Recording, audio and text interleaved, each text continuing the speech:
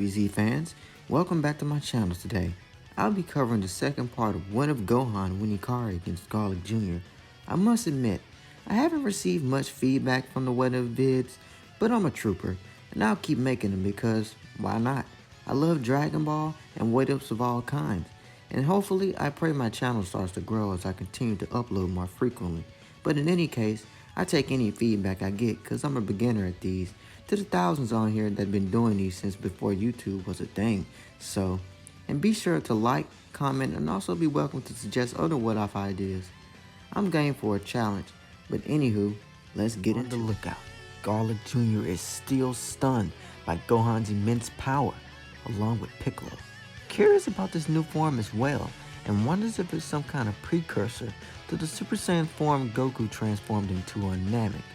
Even though he was kinda on the brink of death, but let's just say for the what if's sake, Piccolo got a glaze while he still had consciousness. But back to the fight.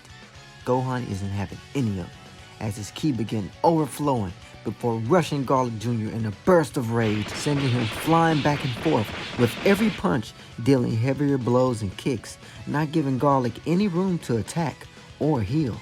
And also because he can't control the Ikari form, so he's basically fighting off of pure rage and Saiyan instinct, instead of focused attacks. And for folks who doesn't know much about the form, it's the humanoid form of a Nazaru Great Ape that can be achieved with or without the Saiyan tail through complete focus and training, or in Gohan's and the undiscovered Broly's case, extreme anger.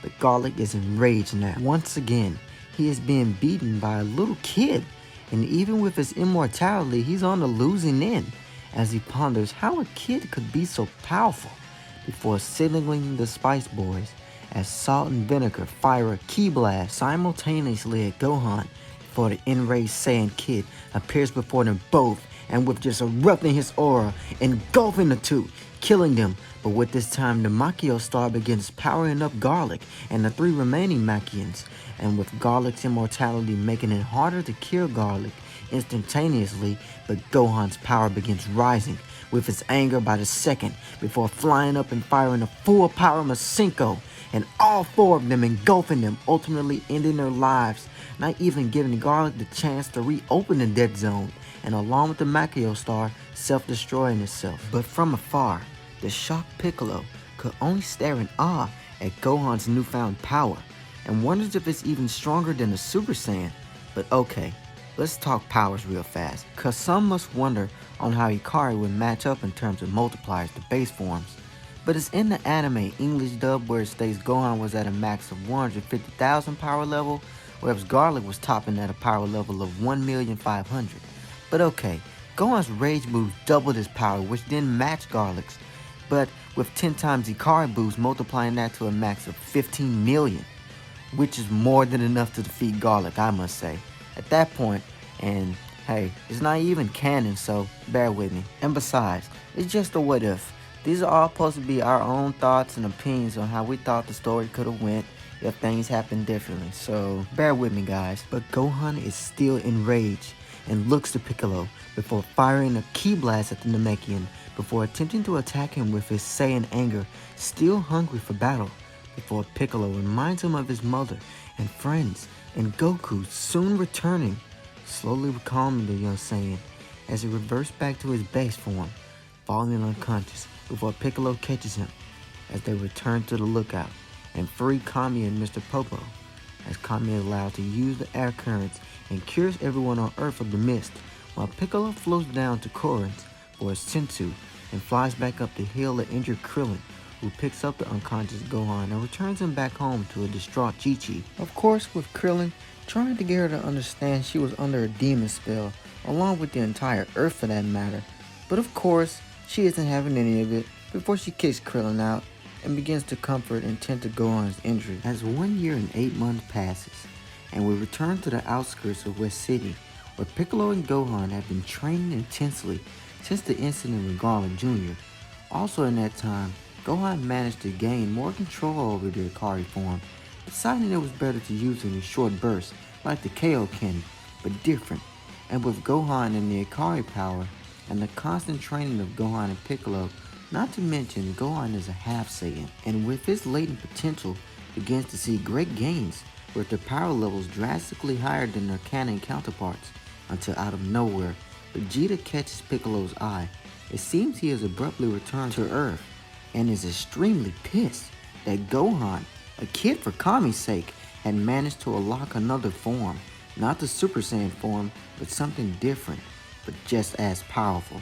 Before flying over to them, demanding Gohan show him this new form, with Gohan hesitant, as he himself is not too sure how he even gained the form, but Vegeta kind to beat the answers out of Gohan as he punches him.